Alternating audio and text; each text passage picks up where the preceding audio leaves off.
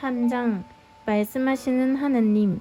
하나님은 당신이 지금 가지고 있는 그 문제를 어떻게 해결해야 하나 고민하지 않으십니다. 모든 사람의 문제에는 아주 간단한 해결책이 있습니다. 문제는 하나님의 음성을 듣지 못하는 것입니다. 하나님이 뭐라고 하시는지 알 수 있는 길은 그분의 말씀을 통해서입니다. 우리가 말씀을 읽고 묵상하면 주님께서 우리에게 말씀하십니다. 그분은 우리에게 지혜를 주시고 갈 길을 인도하실 것입니다. 저는 전 세계 여러 종류의 사람들을 대하지만 그들 각각의 성숙도가 얼마나 다른지는 알지 못합니다. 많은 사람들이 고개를 끄덕이며 우리는 이것이 하나님 말씀이며 하나님 말씀에 우리를 위한 답이 있다고 생각합니다. 라고 말은 하지만 그렇게 말하는 이유는 그렇게 말해야 한다는 걸 알기 때문입니다. 그러나 실제로 직장에서의 문제나 가정에서의 문제, 아니 그 어디에서의 문제도 하나님의 말씀으로 해결할 수 있다고는 믿지 않습니다. 지혜와 인도. 잠언 1장에서 솔로몬은 그가 왜 잠언을 기록하는지 설명하고 있습니다.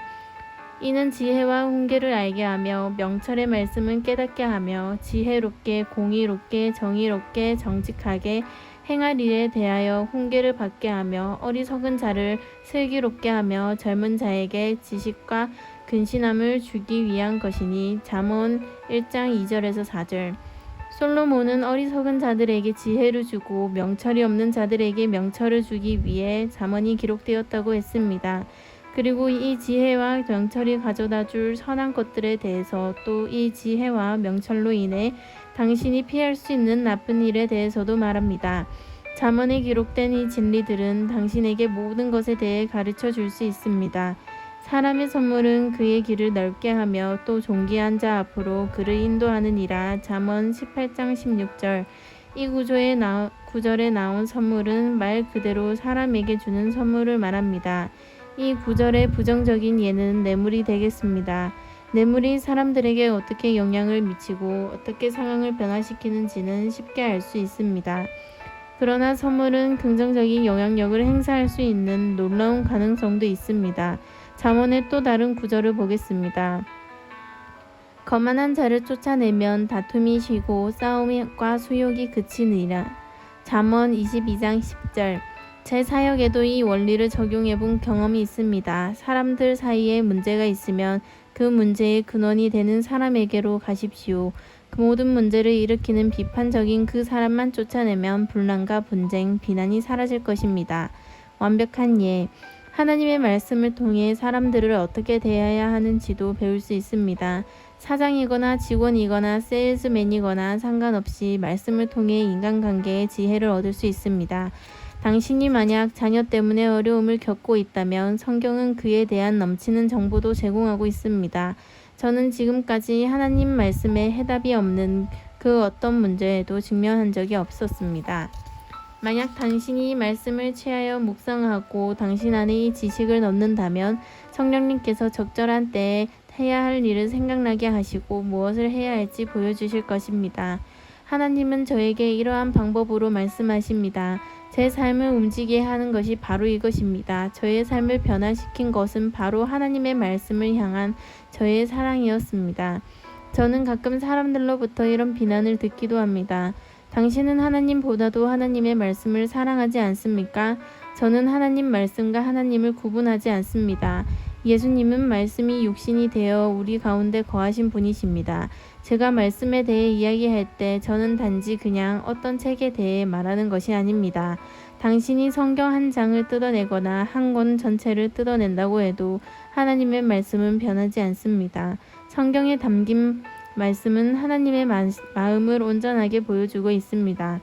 말씀을 읽을 때 저는 하나님에 관하여 쓴 책을 읽는 것이 아닙니다.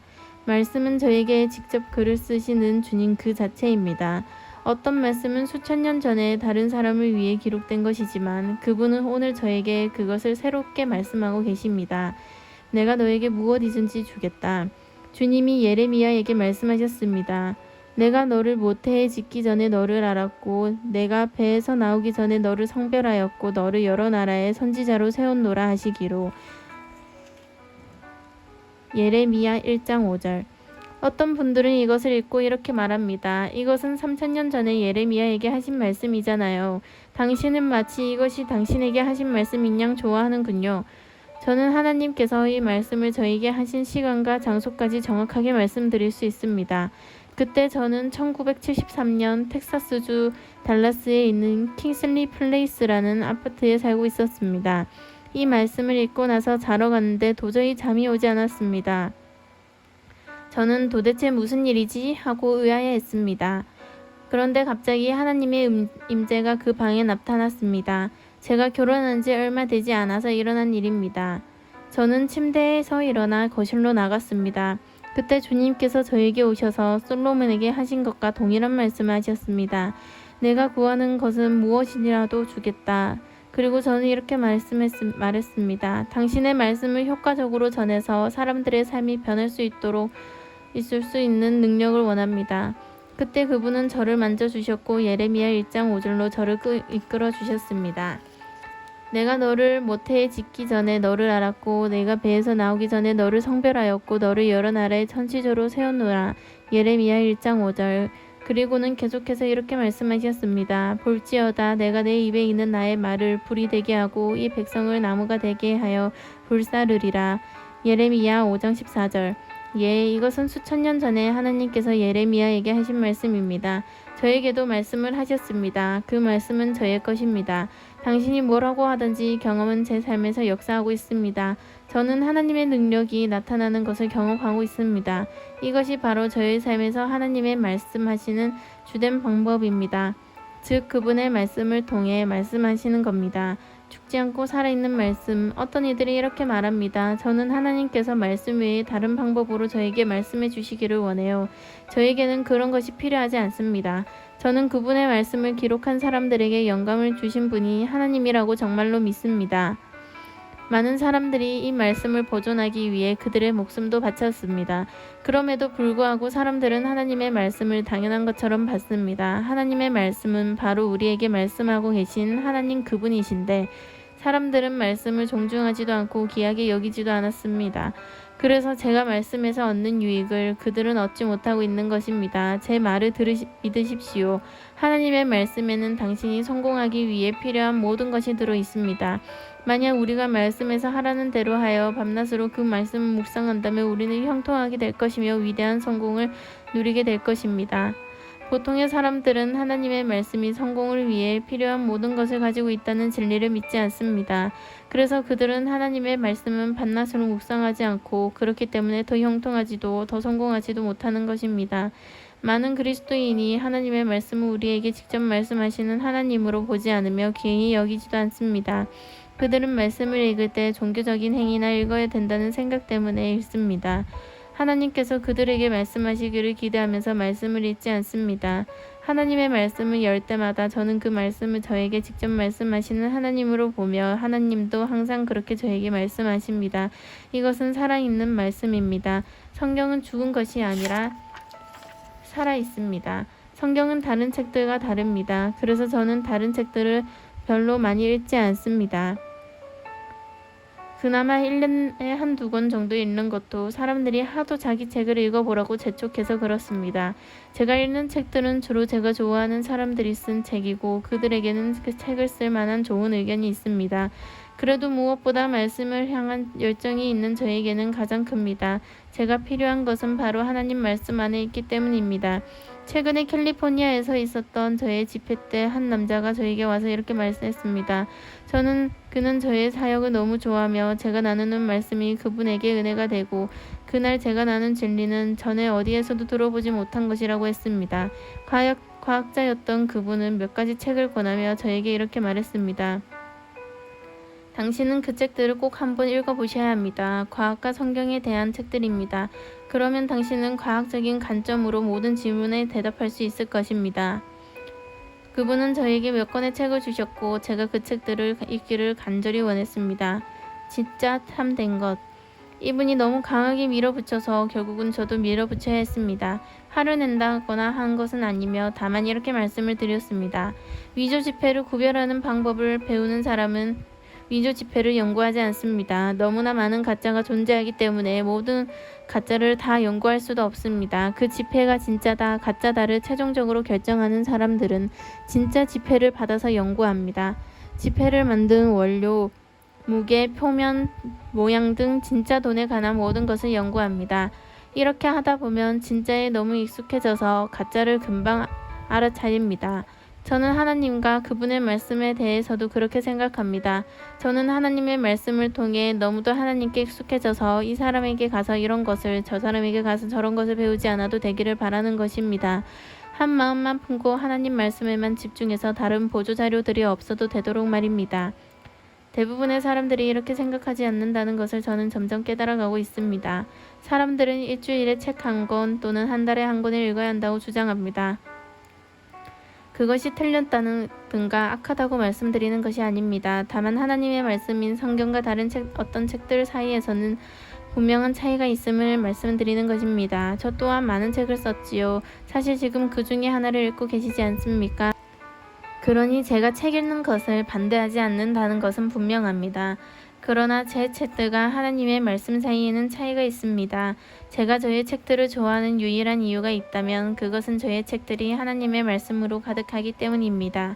사실 책을 쓰는 저의 의도는 진리를 쉽게 설명하고 사람들이 하나님의 말씀을 이해하기 쉽게 개인적인 예들을 나누고자 함입니다. 그러나 당신이 하나님의 말씀만 밤낮으로 묵상하기 때문에 저의 책을 전부 다 무시한다고 해도 저는 조금도 심기가 불편하지 않습니다. 그렇게 하는 것이 당신에게 더 좋지요.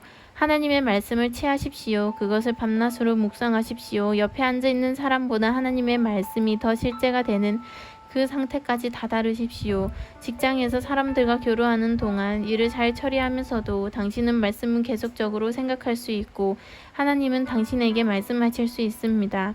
하나님의 말씀을 묵상하고 그것을 여러 가지 상황과 환경에 적용해 보십시오. 그렇게만 하신다면 형통하려고 노력했던 그 어느 때보다 더욱 저절로 형통하게 될 것입니다. 주목하기, 잠언 말씀입니다. 내 아들아 내 말에 주의하며 내가 말하는 것에 내 귀를 기울이라. 잠언 4장 20절. 내 말에 주의하라는 말은 곧 주목하라는 뜻입니다. 어려서 학교에 다니던 때에 선생님께서 앞에서 말씀하시면 선생님을 똑바로 쳐다보기는 하지만 하시는 말씀에는 주의를 기울이지는 않았던 경험이 있으실 것입니다. 선생님 말씀을 한 귀로 듣고 한 귀로 흘려버립니다. 당신은 딴 생각을 하고 계셨지요. 다른 것에 집중하고 있었기 때문입니다. 그처럼 많은 사람이 성경을 읽기는 하지만 읽고 있는 말씀에 진정으로 주목하지는 않습니다. 그날 읽어야 할 분량을 다 읽고 나면 급하게 성경책을 덮습니다. 그리고 제가 즉시 성경 어디에 몇 장을 읽고 계셨냐요? 물으면 방금 읽은 부분이 어딘지 대답 못하는 사람들도 있습니다. 그렇다면 읽은 내용을 요약해서 얘기해 주지 못하는 것은 당연하겠지요. 정지하려는 것이 아니라 그만큼 하나님 말씀에 집중하지 못한다는 것을 우리가 깨닫기 바라는 것입니다. 생명과 건강. 제가 하나님의 말씀이 얼마나 중요하고 얼마나 능력 있는지 강조할 때마다 사람들이 저에게 이렇게 말하곤 합니다. 저도 성경을 공부해 보았고 말씀을 읽어 보았습니다. 성경 전체를 다 읽어 보았지만 당신이 말한 그런 일은 저에게 없었습니다. 말씀이 당신의 삶에서 살아서 역사하려면 잠언 4장에서 말한 것처럼 하나님의 말씀에 주목하고 귀를 기울여야 합니다. 귀를 기울이라는 말은 머리를 가까이에 갖다 대라는 말이 아닙니다. 말씀으로, 마음으로 듣는 것을 말하는 것이지요. 집중하고 몰두하는 것을 말합니다. 하나님의 말씀을 머리로만 듣지 말고 마음으로 들어야 합니다. 하나님의 말씀을 우선순위에 놓고 높은 가치를 부여해야 합니다. 말씀 하나하나를 하나님께로부터 당신에게 직접 오는 것처럼 대하십시오. 말씀에 주목하십시오. 귀를 기울이십시오. 그렇게 하시면 제가 말씀드린 그런 결과를 얻게 되실 것입니다. 내 아들아 내 말에 주의하며 내가 말하는 것에 내 귀를 기울이라. 그것을 내 눈에서 떠나지 하지 말며 내 마음속에 지키라. 그것을 얻는 자에게 생명이 되며 그 온 육체의 건강이 됨이라. 잠언 4장 20절 22절. 하나님의 말씀은 생명입니다. 당신이 처한 상황이 그 아무리 침통하다 해도 하나님의 말씀은 당신의 육체에 생명과 건강을 주십니다. 감사합니다.